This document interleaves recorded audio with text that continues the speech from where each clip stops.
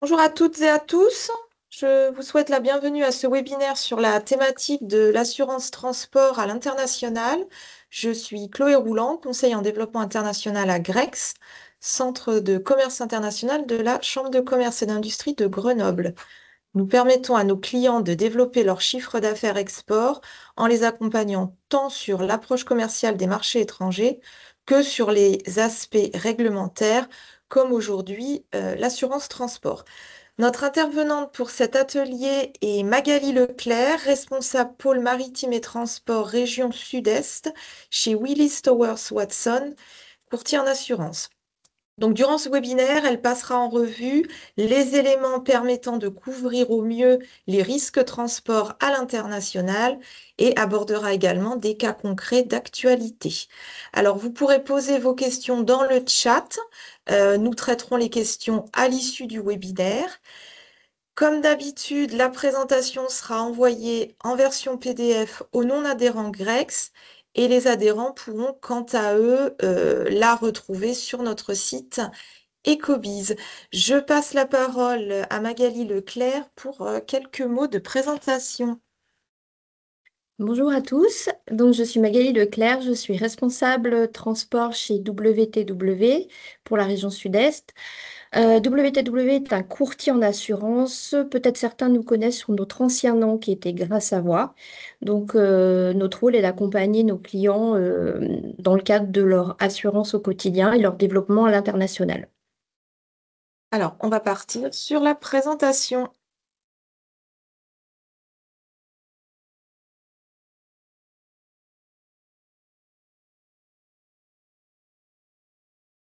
Donc, concernant la thématique d'aujourd'hui, on parle d'assurance transport à l'international. Euh, Qui dit assurance, dit transport, évidemment. Je vous montre un petit document assez synthétique d'un exemple de chaîne de transport dont on va parler un peu plus tard pour rappeler en fait que dès lors qu'on parle de transport et qu'on parle de transport à l'international, un certain nombre d'intervenants interviennent dans certaines chaînes de transport, depuis le fabricant, son usine de départ, jusqu'à l'arrivée chez le destinataire, donc chez l'acheteur. Et pour que la marchandise soit acheminée du point A au point B, on fait appel à différents transporteurs, des transporteurs terrestres qui vont acheminer la marchandise jusqu'à un port ou un aéroport de départ, des manutentionnaires au port ou à l'aéroport qui vont charger cette marchandise dans un avion ou dans un bateau, une compagnie maritime qui va transporter la marchandise du port de départ au port d'arrivée ou une compagnie aérienne qui va transporter la marchandise de l'aéroport de départ et l'aéroport d'arrivée. Et ensuite, un poste qu'on appelle le post-acheminement, donc le transport de cette marchandise depuis le port ou l'aéroport d'arrivée jusqu'à son lieu de destination finale. Lors de cette présentation, nous allons aborder quatre thématiques principales. La première, c'est une présentation de l'environnement général du transport. Ensuite, les réponses que l'on peut apporter aux risques d'assurance transport à l'international. Quelques sujets d'actualité comme les risques de guerre ou les sanctions internationales, qui est un peu le quotidien dès lors qu'on parle d'assurance transport à l'international. Et ensuite, quelques exemples de sinistres. Donc, qui dit vente d'une marchandise dit contrat de vente. Donc, ce contrat de vente, il est signé entre le vendeur et son acheteur. Il peut s'agir d'un contrat en bonne et due forme qui va définir les obligations de chacun, qui va aussi parler d'assurance, qui va parler de responsabilité. Mais ça peut être aussi un simple accord verbal ou écrit en tout cas, dans lequel on va déterminer les obligations du vendeur et les obligations de l'acheteur. Dès lors qu'on parle de commerce international et de vente à l'international, un élément qui est important et même indispensable, c'est l'incoterm, puisque l'incoterm de vente va définir les coûts et les risques entre l'acheteur et le vendeur et va notamment déterminer le transfert de risque.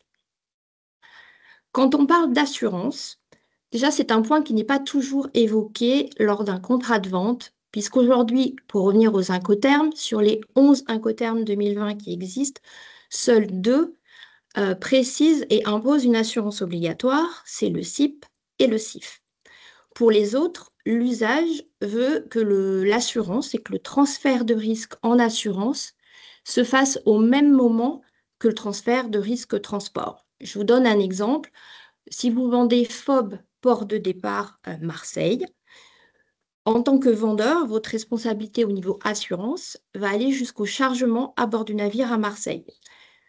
Ensuite, le transport maritime et le post-acheminement sera à la charge de l'acheteur. Concernant les incoterms, un point important également, c'est de toujours bien penser à mettre le lieu de destination convenu après l'incoterm et idéalement la version applicable. Donc les incoterms applicables aujourd'hui pour la plupart des clients, ce sont les incoterms 2020. Vous les trouverez dans les slides suivants qu'on n'abordera pas puisque ce n'est pas la thématique du jour, mais vous pourrez vous y référer postérieurement. Autre point qui est important et que l'on voit de plus en plus, c'est que parfois, on déroge aux incoterms dans le cas d'un contrat de vente ou ce que vous pouvez rencontrer vous au quotidien dans le cadre d'une vente CIF, par exemple, qui est sous lettre de crédit ou crédit documentaire. Ce que l'on voit souvent, c'est que le vendeur va vendre CIF port d'arrivée. Par contre, l'acheteur va lui demander, dans le cadre des termes de la lettre de crédit, de couvrir sa marchandise warehouse to warehouse. Ça veut dire jusqu'à destination finale. Dans ce cas précis, les termes de la lettre de crédit vont déroger à l'incoterm. Donc, c'est un point qui est important puisque, d'un point de vue assurance, vous aurez l'obligation d'aller jusqu'à destination finale. D'une façon générale, on peut déroger aux incoterms sur le volet assurance à partir du moment où c'est contractualisé par écrit entre les parties, puisqu'il faut apporter la preuve que c'est bien vous qui avez la charge de l'assurance et ce qu'on appelle l'intérêt assurable au moment du sinistre. Donc, un petit rappel des incoterms sur lesquels nous n'assisterons pas, mais ça vous donnera quelques éléments de réponse si vous avez des questions. Donc, ensuite, quand on parle de transport à l'international, on parle aussi de contrat de transport. Donc, le contrat de transport, c'est un accord entre l'expéditeur et le transporteur qui a pour objet le déplacement d'une marchandise sur un parcours donné dans un délai fixé, moyennant un prix déterminé. Ce contrat se matérialise par des documents de transport qui sont la lettre de voiture dès lors qu'on est en transport terrestre national en France, la CMR lorsque l'on parle de transport terrestre à l'international, le connaissement maritime ou le Bill of Lading ou le BL lorsqu'on parle de transport maritime à l'international, et la lettre de transport aérien, LTA ou Airway Bill en anglais. Au niveau de qui transporte, ça peut être évidemment les transporteurs publics de marchandises qu'on appelle communément les TPM, et donc qui sont des professionnels à qui vous confiez la marchandise pour leur demander de l'acheminer d'un point A à un point B, à titre onéreux évidemment. Mais vous pouvez aussi vous-même transporter de la marchandise dans vos véhicules ou dans des véhicules de location ou des véhicules de collaborateurs, par exemple. Dans ce cas-là, il n'y a pas de contrat de transport. Et dans ce cas-là, si vous n'avez pas d'assurance pour couvrir ce type de transport, en cas de sinistre, ce sera complètement à votre charge.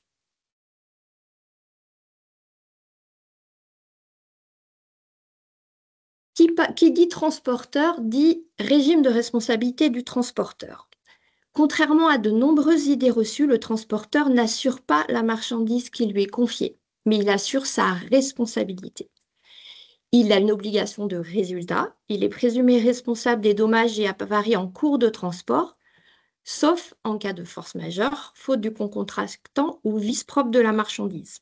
Il faut savoir, par exemple, à titre d'exemple, des attaques à main armée, par exemple, de camions sont considérées ou peuvent être considérées comme des cas de force majeure. Par contre, donc, le transporteur assure sa responsabilité. Si cette responsabilité est avérée, il devra vous indemniser, mais uniquement à hauteur de limitations contractuelles d'indemnité qui sont prévues par les différentes lois et conventions internationales applicables, sauf en cas de déclaration de valeur, en cas de garantie ad valorem, dont on va parler un peu plus tard, ou si la faute inexcusable du transporteur est avérée, donc c'est ce qu'on appelait avant la faute lourde.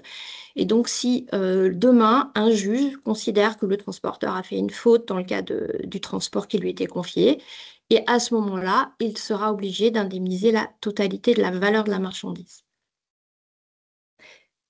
Mais par défaut, sa responsabilité et l'indemnité qui va vous être versée va être restreinte et limitée au poids ou au colis en fonction du mode de transport et du texte ou de la loi applicable.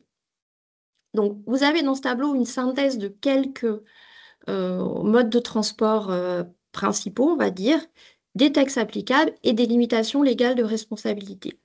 À titre d'exemple, dès lors qu'on parle de transport routier international, on parle de la Convention de Genève qu'on appelle plus communément CMR. Cette convention prévoit qu'en cas de sinistre, le transporteur devra vous verser 8,33 DTS par kilo. Le DTS, c'est l'abréviation de droits de tirage spéciaux. C'est un panier de devises qui est composé du dollar, de l'euro, de la livre sterling, du yen japonais et du yuan chinois, qui varie tous les jours. Donc, à titre d'information, je vous ai indiqué le cours au 29 novembre dernier qui était de 1,245 euros. C'est-à-dire que en CMR, la limite au 29 novembre, c'est 10,37 € du kilo. Donc, selon la valeur de votre marchandise, ça peut être très, très inférieur à la valeur réelle de la marchandise. Et plus la marchandise vaut cher et plus elle est légère, et plus vous avez un intérêt à l'assurer. Parce que sinon, l'indemnité du transporteur sera très faible et très inférieure au préjudice que vous allez réellement subir. Je voulais aussi attirer votre attention sur c'est que concernant le transport national, certains pays ont des règles propres. Donc en France, c'est ce qu'on appelle la LOTI ou le contrat type. Au UK, par exemple, c'est ce qu'on appelle la RHA ou pour Road Haulage Association. Donc il peut y avoir des limites différentes en droit national. Donc ça peut être intéressant en fonction des problématiques que vous allez rencontrer de vous y intéresser. Autre point de vigilance et d'attention qui est très très important dès lors qu'on parle de responsabilité des transporteurs, ce sont les attestations d'assurance que fournissent les transporteurs lorsque vous leur demandez. Sur ces attestations, il y a des montants, parfois importants, qui peuvent vous laisser croire qu'ils assurent votre marchandise à hauteur de ce montant. En fait, non. C'est uniquement l'engagement maximum de l'assureur, de leur propre assureur, en cas de sinistre. Mais par défaut, les transporteurs imposent toujours leur limite de responsabilité en premier lieu. Donc, soyez vigilants sur ce point. On va faire un petit sondage qui doit s'afficher normalement sur votre écran. Alors, quel est l'objet principal de l'assurance transport de marchandises? Garantir le paiement des préjudices financiers, protéger les marchandises contre les dommages et les pertes matérielles pendant le transport, ou les deux? Je vous laisse répondre et puis on va regarder les résultats après.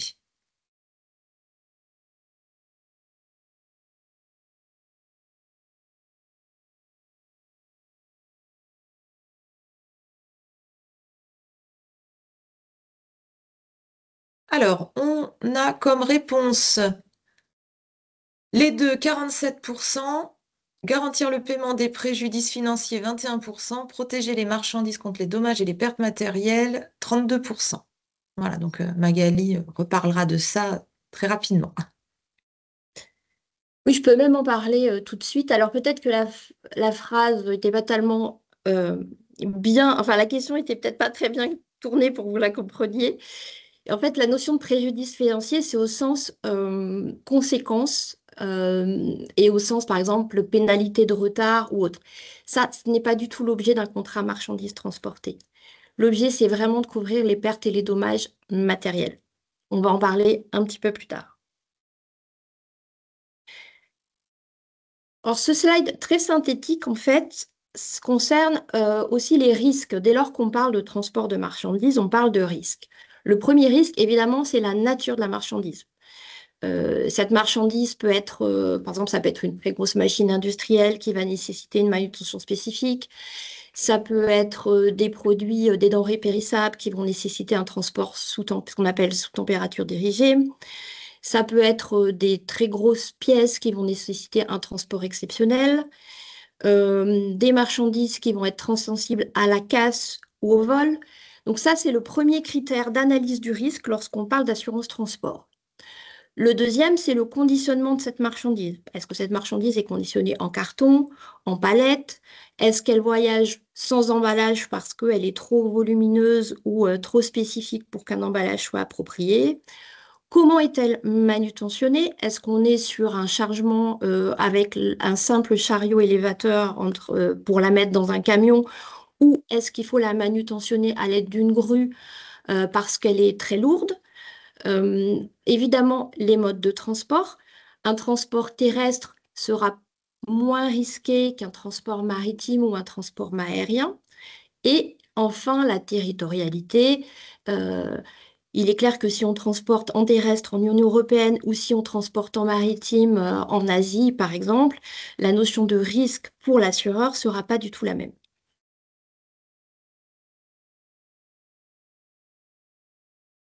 Donc, on a vu tout à l'heure que que le transporteur, en cas de sinistre, vous indemnise à hauteur de ses limites de responsabilité. Vous avez toutefois la possibilité de faire assurer votre marchandise par le transporteur, soit par le biais de ce qu'on appelle une valeur déclarée, auquel cas vous serez indemnisé pour la valeur déclarée uniquement si le transporteur est responsable, puisque dans ce cas-là, on reste dans un régime de responsabilité, donc avec une couverture qui reste très limitée, et un coût, puisqu'en général, le transporteur vous répercute l'assurance en valeur déclarée. Autre solution qui est plus commune et plus connue, c'est ce qu'on appelle l'assurance ad valorem, où le transporteur va assurer pour votre compte la marchandise que vous lui confiez pour sa valeur réelle. Dans ce cas-là, en cas de sinistre, il vous indemnisera du préjudice subi, qu'il soit ou pas responsable. Cette solution a quand même quelques inconvénients.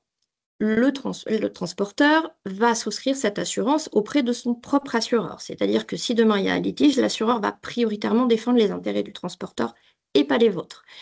Ensuite, vous ne maîtrisez pas le risque, vous ne maîtrisez pas les garanties qui sont prévues. Euh, Par ailleurs, alors c'est un cas qui n'arrive pas tous les jours, mais qui peut arriver, si entre-temps le transporteur cesse son activité, vous ne serez jamais indemnisé.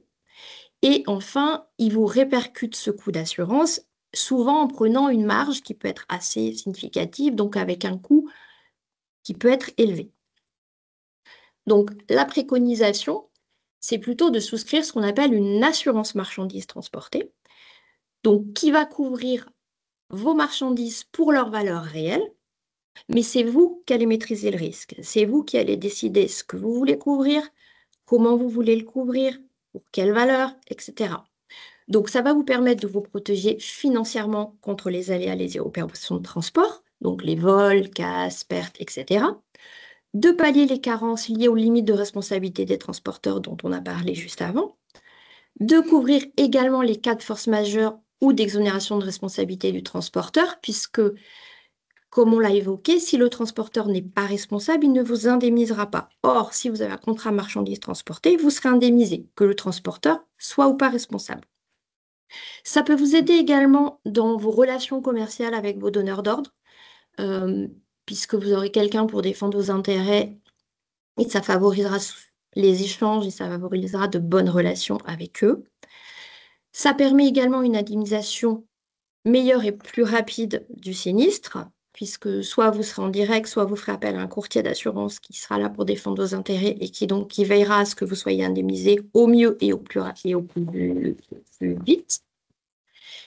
Et enfin, cette assurance, on en parlera un petit peu plus tard, permet de couvrir des frais spécifiques qui sont liés à l'avarie commune en transport maritime, qui est une spécificité du transport maritime et qui nécessite ou qui implique parfois des frais très élevés.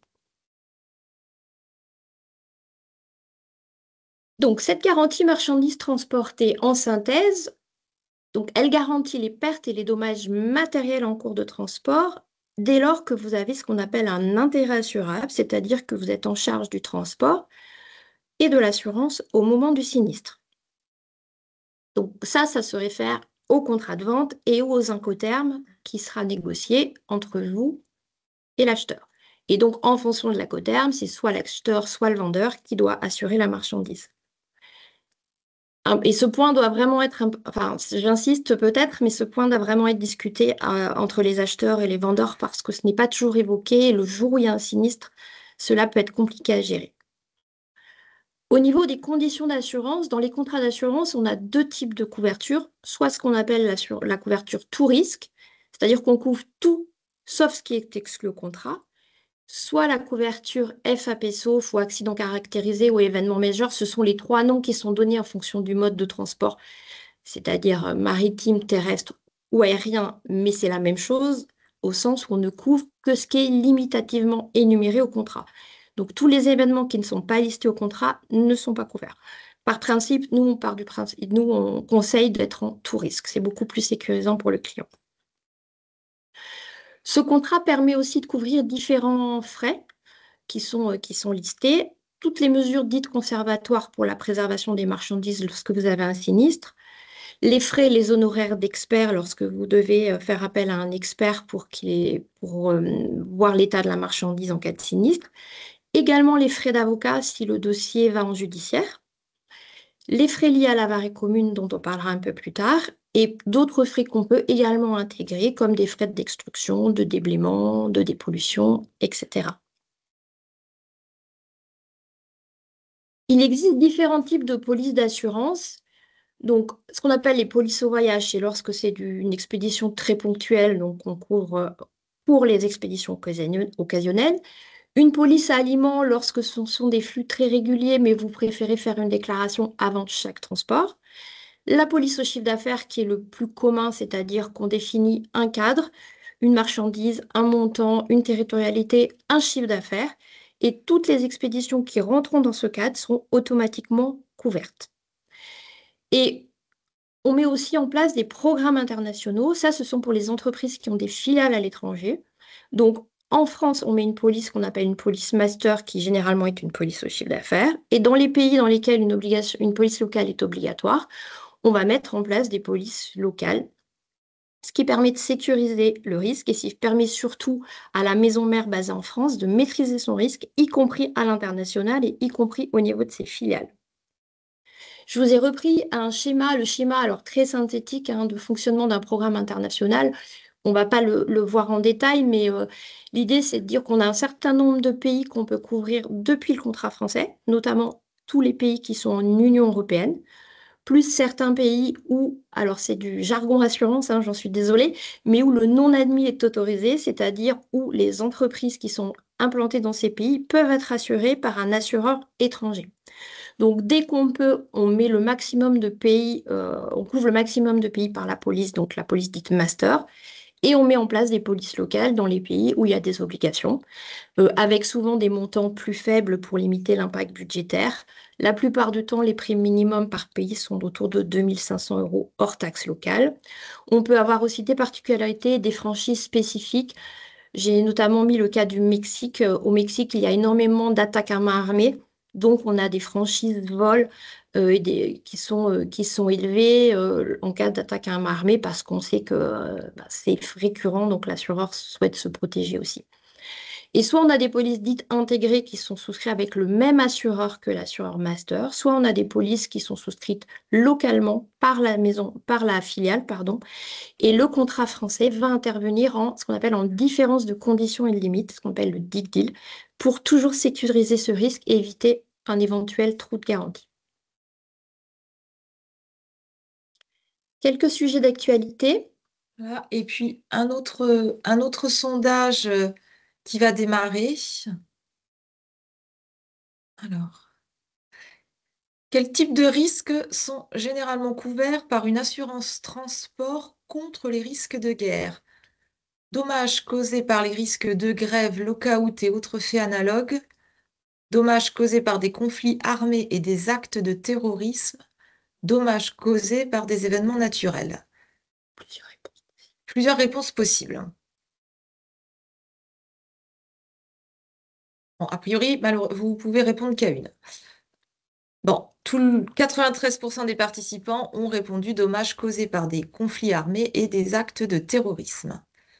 Donc c'est une bonne réponse, mais sont également couverts les dommages causés par les risques de grève, lockout et autres frais analogues. Nous allons le voir juste après. Donc le contexte géopolitique des risques de guerre. Petite précision, lorsqu'on parle d'assurance transport, l'assurance marchandises transportée, par défaut, le contrat couvre les risques dits ordinaires, c'est-à-dire la casse, le vol, la perte, etc. Par défaut, toujours, les risques de guerre ne sont pas couverts. Donc, il y a deux possibilités. Soit vous souscrivez ponctuellement une garantie risque de guerre lorsque vous avez un envoi dans un pays qui est un peu sensible, ou alors parce que votre client vous l'impose. Je reviens au cas des lettres de crédit dont on a parlé tout à l'heure. Sur certaines zones qui ne sont pas forcément dites à risque, on a des clients qui imposent des garanties risque de guerre ou assimilées, donc des garanties qu'on appelle War Risk ou SRCC pour Strike, Riots and Civil Commotion, donc les risques de grève, mouvement, émeute, et mouvement populaire. J'ai le cas en tête de l'Inde, par exemple, ou de la Chine. Donc, ne soyez pas surpris si vous voyez ce type de demande dans les contrats. Soit vous avez la possibilité de faire une garantie automatique. Donc, dans votre contrat marchandises transporté, on négocie avec l'assureur une garantie automatique pour les risques de guerre. Pour soit une territorialité donnée, ça peut être un pays, une zone géographique ou l'ensemble de vos flux. Petite particularité toutefois, les pays sont classés par le CESAM, donc le commissariat d'avarie de Paris, et sont notés de 1 à 8. Donc la zone 1, c'est la zone où il y a le moins de risques pour les risques de guerre. La zone 8, celle où il y en a le plus, évidemment. Dans le cas d'une garantie risque de guerre automatique, sont couverts les zones 1 à 6, c'est-à-dire que pour tous les pays qui sont dans des zones très sensibles, donc 7 et 8, je pense notamment, je vous donne des exemples, à Israël, à la Russie, l'Ukraine, la Biélorussie, cette garantie automatique ne fonctionnera pas. Il faudra faire une demande préalable à l'assureur qui pourra ou non l'accepter. Parce que comme ce sont des zones très sensibles au risque de guerre, la notion d'aléa est aléatoire. Enfin, il n'y a plus vraiment d'aléa. Donc les assureurs, certains assureurs refusent désormais de délivrer une garantie dans ces pays-là. La garantie risque de guerre est toujours en complément d'un contrat à marchandises transportées, donc d'une couverture risque ordinaire. Quelques exemples des risques couverts, donc les guerres civiles, les actes de sabotage, des grèves, des actes de piraterie, par exemple. Les imprimés du marché français qui couvrent les risques de guerre ont été revus en septembre 2023. Ce sont ce qu'on appelle les conventions spéciales. Donc, il y a deux conventions spéciales, les RGGE et les RGOWB. RGGE, c'est pour risque de guerre garantie étendue, c'est-à-dire que lorsqu'on souscrit cette couverture, on couvre le risque de guerre jusqu'à destination finale par rapport à l'incoterm de vente. Lorsqu'on est en RGWB, ce qui veut dire risque de guerre waterborne, on couvre uniquement le transport principal, c'est-à-dire soit le transport maritime, soit le transport aérien. Donc ça, c'est important aussi il faut bien choisir la bonne couverture en fonction de votre intérêt assurable et de l'incoterm qui aura été négocié entre vous et votre acheteur. Un petit focus sur la situation du golfe d'Aden et de la mer Rouge du Sud. Depuis fin 2023, nous assistons à un développement des attaques de navires marchands au large du Yémen par les Houthis. Donc, la dernière en date est celle d'un gros pétrolier au mois d'août dernier qui a eu surtout pour conséquence une marée noire. Mais du coup, il y a un certain nombre de navires marchands qui sont attaqués avec des marchandises qui sont volées. Et donc, si vous n'avez pas de garantie risque de guerre dans ce cas-là, votre marchandise qui était à bord du navire ne sera pas indemnisée. Donc ça, c'est un premier point qui est important. Suite à cette situation dégradée, pas mal de gouvernements ont augmenté les présences militaires dans cette zone. Des armateurs, donc des compagnies maritimes, ont demandé à des sociétés privées de faire de la sécurité pour protéger leurs navires. Mais surtout, ces armateurs ont décidé de choisir un itinéraire alternatif qui passe par le Cap de Bonne-Espérance, donc au niveau de l'Afrique du Sud. Je vous montrerai une carte juste après, pour éviter cette zone de conflit et éviter les risques d'attaque.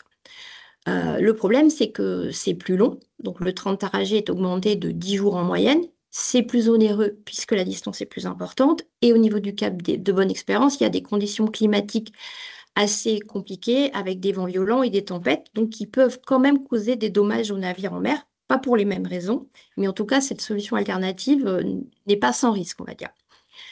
Au niveau des, ce qu'on appelle les chargeurs, donc les importateurs et les exportateurs, c'est les conséquences de cette situation, c'est évidemment du retard, des coûts de transport et d'assurance qui ont fortement augmenté, et éventuellement une absence ou une insuffisance d'assurance en fonction du risque de guerre s'il existe, s'il est avéré, pardon. Au niveau de l'assurance, on en a parlé en avant, des coûts d'assurance, puisque comme les risques de guerre ne sont pas prévus au contrat, si vous souscrivez une garantie, vous devrez payer cette assurance. Et les zones 7 et 8 qui sont difficilement assurables au regard des situations actuelles et de l'évolution de la situation géopolitique. On n'a pas de questions. Donc là, quelques éléments des incidents en mer Rouge que vous pourrez regarder. C'est petit élément qui peut être intéressant. Et une petite carte juste pour vous visualiser en fait les deux trajets. La route de Suez, qui est donc la route habituellement empruntée par les compagnies maritimes. Donc le passage par le canal de Suez, le golfe d'Aden pour rejoindre l'Asie depuis l'Europe. Et la route du Cap, donc qui passe par le Cap de Bonne-Espérance, qui donc rallonge le transport, mais est plus sécurisé par rapport à ces attaques euh, des rebelles au Yémen. Un petit focus aussi sur les sanctions internationales. Vous en avez certainement entendu parler, les sanctions internationales sont des pénalités qui sont appliquées à l'encontre de certains pays, soit par l'ONU, par l'UE, par l'OFAC, tout dépend, il y en a un certain nombre. On a des sanctions dites financières qui peuvent être par exemple des gels d'avoirs ou des sanctions commerciales. La difficulté aujourd'hui, c'est qu'il n'y a pas de liste exhaustive sur les pays soumis à sanctions internationales, puisque évidemment, ça évolue en fonction des pays et en fonction de l'évolution de la situation géopolitique. Toutefois, on a pas mal de pays qui sont exclus dans les contrats assurance, qui sont les mêmes que les pays sous sanctions. Alors, je remets la Biélorussie, l'Iran, la Russie, l'Ukraine, mais on a, par exemple, la Guinée, on a aussi certains pays d'Afrique. Donc, ça, c'est très important parce que les pays soumis à sanctions internationales ne sont pas couverts par les contrats d'assurance, par défaut. Donc, si vous avez des expéditions vers ou en provenance de pays qui sont sous sanctions internationales, je vous invite à faire des vérifications pour pouvoir, si vous êtes assuré en marchandises transportées, faire couvrir ces expéditions. Aujourd'hui, l'idée, c'est de faire un point de ces flux, par zone géographique et ensuite de demander à l'assureur transport une dérogation pour couvrir les envois vers ou à destination de ces pays. La plupart du temps, nous arrivons à obtenir des accords. Simplement, il y a des contrôles de type compliance qui sont faits pour vérifier notamment le nom du destinataire, l'identité du dirigeant, etc.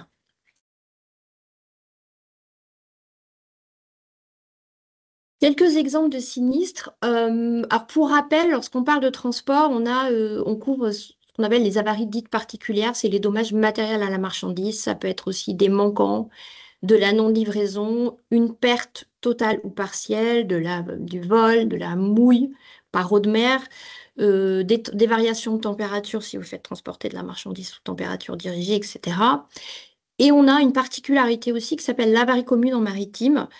C'est une règle qui dit que une partie de la marchandise est sacrifiée, lorsqu'une partie de la marchandise est sacrifiée pour préserver l'ensemble de la cargaison ou en cas d'incendie, par exemple, toutes les entreprises qui ont de la marchandise à bord du navire vont participer solidairement aux frais engagés. Donc ça, c'est quelque chose qu'on ne connaît pas toujours lorsqu'on n'y est pas confronté. Mais il faut savoir que l'avarie commune, c'est clairement un cas exonératoire de responsabilité pour la compagnie maritime, ce qui fait que si vous n'avez pas d'assurance marchandise transportée, tous ces frais sont à votre charge. Si vous avez une assurance marchandise transportée, ils seront pris en charge par l'assureur.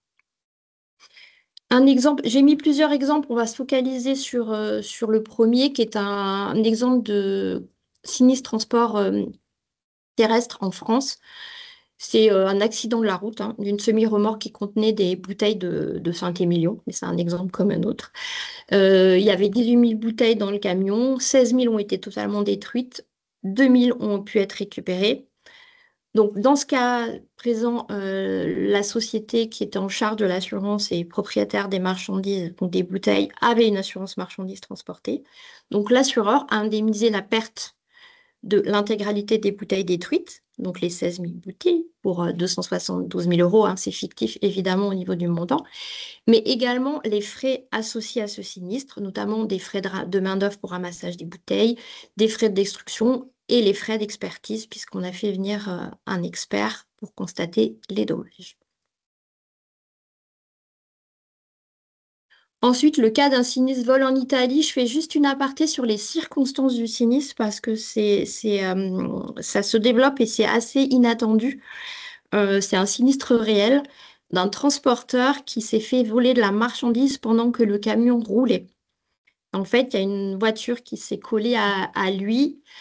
Enfin, c'était une sorte de camionnette sans toit, d'après les images de surveillance. Et du coup, les voleurs se sont harnachés au camion, ont découpé le camion sur la partie non sécurisée, donc en évitant le verrou, ont pris les cartons qui se trouvaient à l'intérieur du camion, les ont mis dans le véhicule qui suivait et sont partis tranquillement. Et le transporteur ne s'est rendu compte de rien. C'est suite à des appels de phares de de voitures qui venaient en sens inverse qu'il a fini par s'arrêter pour constater les dégâts. Et malheureusement, pour en avoir parlé avec un expert qui est spécialisé dans les vols, notamment en Italie, ça devient un peu courant. Donc voilà, il faut savoir que c'est quelque chose qui existe, même si c'est pas heureusement tous les jours. Et que là, typiquement, on a un vrai sujet d'un point de vue assurance, puisque les marchandises ont été volées en cours de transport. Donc l'assureur marchandises transportées va indemniser la perte des marchandises. Il a engagé une réclamation auprès du transporteur pour la totalité du préjudice. Parce qu'il a essayé, en fait, de mettre en cause le transporteur en disant qu'il n'avait pas, enfin, au titre de la faute inexcusable, en disant qu'il n'avait pas fait ce qu'il fallait. La position du transporteur est à l'inverse. Lui, il rejette la réclamation en évoquant, pardon, la force majeure. Aujourd'hui, ce dossier est toujours en cours. On ne sait pas comment ça va finir. Il est probable que l'assureur marchandise transportée, au regard du montant du sinistre, qui là pour le coup est fictif, mais assez proche de la réalité, assigne donc en judiciaire l'assureur, le transporteur et son assureur. Après, si le transporteur devait indemniser uniquement à hauteur de ses limites de responsabilité, pardon, on serait sur un montant relativement faible et sans commune mesure avec la valeur de la marchandise. D'où l'intérêt d'assurer ces marchandises en cours de transport dès lors qu'elles ont une forte valeur notamment et qu'elles sont légères. Mais d'une façon générale, pour l'ensemble de ces marchandises, c'est mieux. En tout cas, c'est notre conseil. Juste une question, donc si vous voulez continuer, si on peut voir un autre cas. Alors ça, c'est un autre exemple. C'est vraiment des exemples. C'est pas des exemples qui arrivent tous les jours, mais c'est toujours intéressant de le connaître. C'est un détournement de fret sur ce qu'on appelle une bourse de fret. Une bourse de fret, c'est une plateforme en ligne qui met en relation l'expéditeur et le transporteur. En gros, l'expéditeur, il dit, moi, j'ai une palette à transporter de tel endroit à tel endroit. Le transporteur dit, ah ben ça tombe bien, moi, j'ai une place dans mon camion, je peux vous prendre votre palette. Et là, il y a eu une usurpation en fait d'identité du transporteur sur cette bourse de fret qui pourtant est très sécurisée, où il faut fournir un certain nombre de documents, d'attestations et autres. Et donc, le faux transporteur a récupéré la marchandise sur cette bourse de fret et est parti avec la totalité de la marchandise. Il y en a pour, alors c'est un montant fictif, mais pas très loin de la réalité non plus. Il y en a pour 60 000 euros. Donc aujourd'hui, ce dossier est en cours. Un enquêteur a été mis pour voir en fait qui était responsable et comment ça s'est passé et pour éviter que ça ne se reproduise. Mais c'est des choses qui peuvent arriver aussi. Et le dernier cas, c'est l'avarie commune. On en a parlé rapidement tout à l'heure. En fait, c'est le cas d'un client qui importait des conteneurs en provenance de Chine à bord du navire Maersk Onan. Ce navire a subi un violent incendie en mer Rouge. Alors, c'est un sinistre qui est un peu vieux, qui date de 2018, mais qui n'était toujours pas clos. C'est pour ça que je vous en parle. Les conséquences, outre les conteneurs qui ont été détruits, c'est qu'il y a quand même 5 marins qui sont décédés dans l'incendie, donc c'est pas neutre. Ce navire a été déclaré en avarie commune par l'armateur, donc la compagnie maritime Maersk Line. Le client, sur les 7 conteneurs qu'il avait à bord du navire, 2 ont été totalement détruits, donc il a été indemnisé à hauteur de 90 000 euros pour les 2 conteneurs détruits et il a pu récupérer les 5 autres. Par contre, au titre de la partie avarie commune, donc c'est-à-dire les frais, tous les frais liés au sinistre, l'assureur a aujourd'hui à payer plus de 75 000 euros. Donc, c'est juste pour vous montrer que c'est pas neutre et que si vous êtes assuré en marchandises transportées, c'est l'assureur qui prend en charge non seulement le dommage à la marchandise, mais les frais d'avarie commune. Si vous n'avez pas d'assurance marchandises transportées, ces frais sont à votre charge. Donc, si vous faites beaucoup de transports maritimes où vous avez l'intérêt assurable, je vous invite fortement à souscrire ce type d'assurance qui peut vous aider en cas de sinistre. Quelques bonnes pratiques sur ce que vous devez faire en cas de sinistre. Alors, je vous laisserai en prendre connaissance. Un point qui est très important sur lequel j'ai mis un petit slide, c'est les réserves. Alors, si vous réceptionnez par exemple de la marchandise, il est important de vérifier l'état de cette marchandise à réception et de mettre des réserves sur le titre de transport. Sachant que quand on parle de réserve, on parle de réserve écrite, significative, complète et motivée. Typiquement, le tampon sous réserve de déballage n'a aucune valeur juridique. Donc, si vous mettez un tampon comme ça et que la marchandise repart et que ensuite vous faites une réclamation auprès du transporteur, il vous dira non, non, ce n'est pas valable. Il n'y avait pas de réserve. Donc, moi, la marchandise, elle est présumée avoir été livrée en bon état. C'est à vous de démontrer que c'est moi qui ai causé un dommage en cours de transport. Sachant qu'on a des délais différents, des procédures différentes en fonction du type de transport et du type de dommage, si on parle de dommage apparent ou non apparent. Pardon. Donc, par exemple, en termes de dommages non apparents en transport international, en général, on met des réserves sur la CMR. Et en cas de dommages non apparents, vous avez 7 jours pour engager une réclamation auprès du transporteur. Pour finir, quelques conseils d'ordre très général quand on parle de transport, d'assurance et d'assurance transport à l'international. Si vous êtes assuré, c'est toujours informer votre courtier d'assurance ou votre assureur tout de suite. Ne pas prendre de décision sans leur accord. Fournir évidemment les pièces justificatives. Informer, sensibiliser vos acheteurs sur les procédures à respecter en cas de litige. Parce que si c'est eux qui réceptionnent mais que c'est vous qui assurez, il faut que vous préserviez aussi les droits à recours de votre assureur transport. Donc, c'est important de bien respecter les procédures. Limitez, si vous le pouvez, les ruptures de charge. Qui dit rupture de charge, c'est changement de mode de transport. Donc, parce que ça augmente les risques. Évidemment, quand on décharge d'un camion pour charger dans un bateau, etc., ça augmente les risques. Si vous avez des produits qui sont très sensibles à la casse et au vol, évitez la sous-traitance, évitez le recours aux bourses de fret. Si vos produits sont très chers mais très légers, je vous invite vraiment à souscrire une assurance transport parce que comme les indemnisations des transporteurs sont au poids, vous serez très peu indemnisé en cas de litige. Négocier des cahiers des charges ou des accords litiges avec vos transporteurs dans lesquels vous définirez les responsabilités de chacun et bien penser à demander des attestations d'assurance à vos transporteurs pour s'assurer qu'ils sont correctement assurés et que vos propres assureurs auront un recours en cas de litige.